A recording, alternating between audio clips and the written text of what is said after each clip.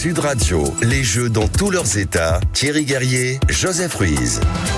Avec Joseph, on revient sur l'actualité des Jeux Olympiques, bien sûr, les résultats sportifs et puis aussi les coulisses. Alors il y a parmi les coulisses des Jeux Olympiques, il y a les fan zones, bien entendu. On est allé à Perpignan, on est allé à Châteauroux, et puis là on va aller dans Paris avec une fan zone un peu particulière. Joseph, de quoi s'agit-il ? Une fan zone pour la communauté LGBT. La Pride House a ouvert. Les trans, par exemple. Exactement. Bon, on va en parler. La Pride House a ouvert ses portes au Rosa Bonheur. Donc c'est un endroit sur la Seine en face des Invalides, dans le 7e arrondissement de Paris, et elle a été inaugurée par plusieurs personnalités politiques, Aurore Bergé, Amélie Oudéa-Castéra et Jean-Luc Romero Michel, adjoint à la mairie de Paris, chargé des droits humains, de l'intégration et de la lutte contre les discriminations. Il est avec nous. Bonjour Jean-Luc Romero. Bonjour. Bonjour. Merci beaucoup d'être avec nous. Alors, pourquoi est-ce que c'est important d'ouvrir une Pride House, et expliquez-nous en quoi elle consiste, qu'est-ce qu'on y trouve ?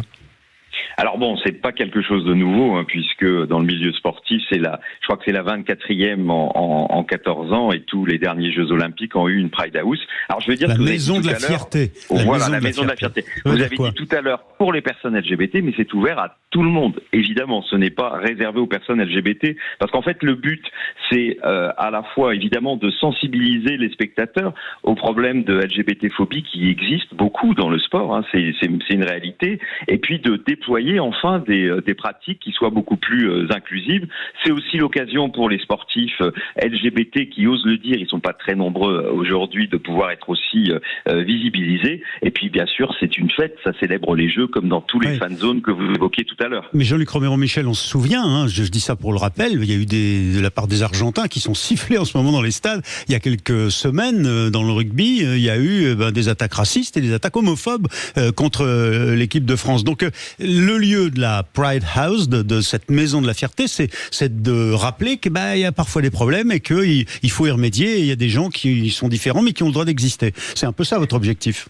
Oui, bien sûr, parce que on le sait aujourd'hui, dans le sport, ça reste plus compliqué.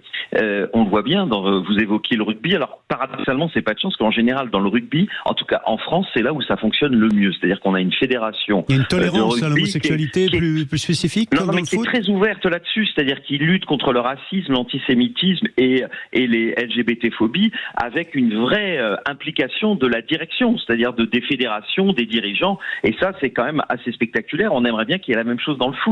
Parce que dans le foot, c'est pas tout à fait la même chose. Ça veut dire quoi ? Que dans le foot, ils ont peur, et dans d'autres sports aussi ? C'est-à-dire que dans le foot, quand il y a la journée mondiale contre le racisme, tous les footballeurs y participent, et enfin, et tant mieux. Quand c'est la journée contre l'homophobie, il y a certains footballeurs qui refusent, et la fédération ne leur dit rien.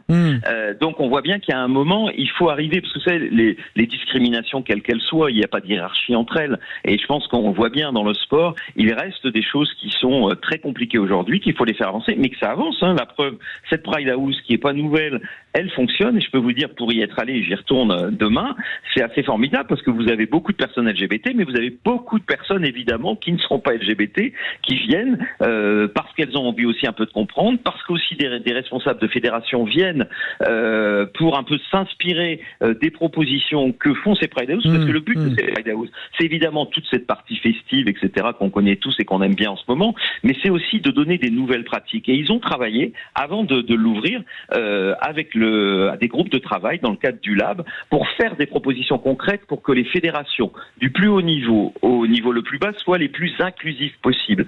Contre le racisme, contre l'antisémitisme, le sexisme aussi qui parfois peut être extrêmement compliqué, et bien sûr les LGBT-phobies qui restent un tabou dans certains pays et dans certains sports. Mais Jean-Luc Romero Michel, on rappelle, vous êtes adjoint à la mairie de Paris, chargé des droits humains, de l'intégration et de la lutte contre les discriminations. La Pride House, elle ouvre quand même sur un fond de polémique après la cérémonie d'ouverture des Jeux. Et justement, il y a la DJ Barbara Butch qui était au milieu du tableau incarné par des drag queens pendant la cérémonie d'ouverture des JO, qui est la cible d'une vague de cyberharcèlement. Et Quentin Gérard, notre journaliste, va un peu expliquer pourquoi.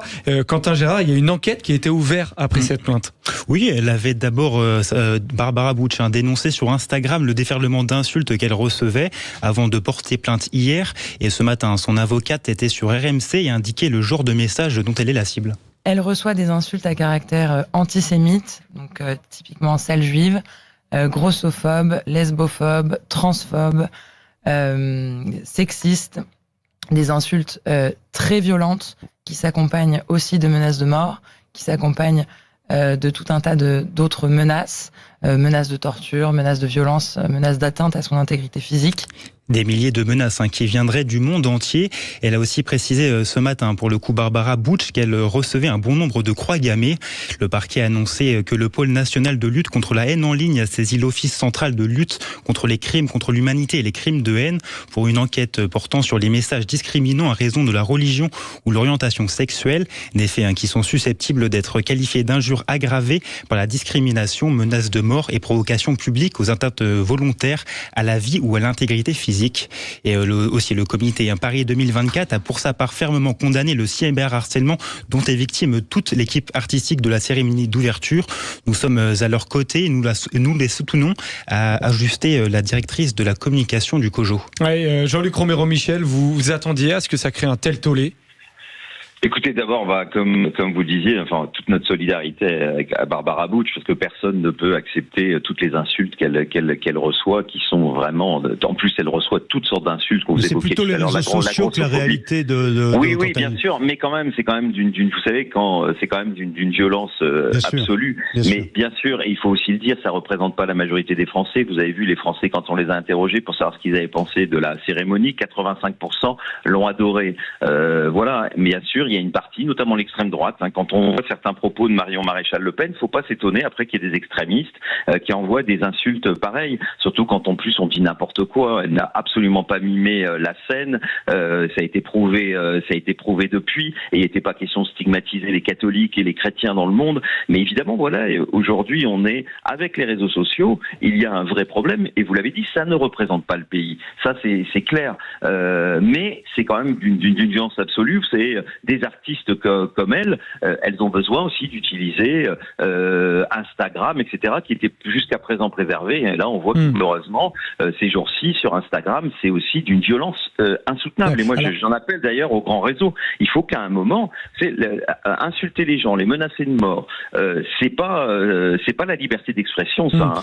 En France, c'est pénalisé, quoi. Il y a la Pride House. Alors, elle est pas au goût de tout le monde, quand même. Jean-Luc Romero-Michel, faut le dire, et justement sur les réseaux sociaux. Marguerite Stern, qui est militante féministe, comme elle se définit, qui dit notamment à propos de cette Pride House, tu t'identifies comme une flaque d'eau ou un elfe, la ville de Paris a ouvert une fan zone spécialement pour toi. Qu'est-ce que vous avez à répondre ? Qu'est-ce que ça vous inspire, ce genre de commentaires ? Stern, franchement, j'ai rien à lui répondre parce que franchement, la manière dont elle parle des personnes trans et dont elle les insulte, c'est absolument terrible. Et puis d'ailleurs, c'est rigolo parce que c'est toujours la mairie de Paris qui en prend plein la gueule. Pourtant, moi, je voudrais quand même rappeler que les Pride House, c'est soutenu par les CIO, c'est dans tous les Jeux Olympiques, que évidemment le gouvernement, d'ailleurs on l'a ouvert avec Amélie Oudéa-Castéra et avec Aurore Berger, c'est soutenu par l'État, c'est soutenu par la région Île-de-France et c'est soutenu par Paris. On a un partenaire parmi d'autres. Mais comme par hasard, c'est toujours la mairie de Paris qui en prend plein la gueule.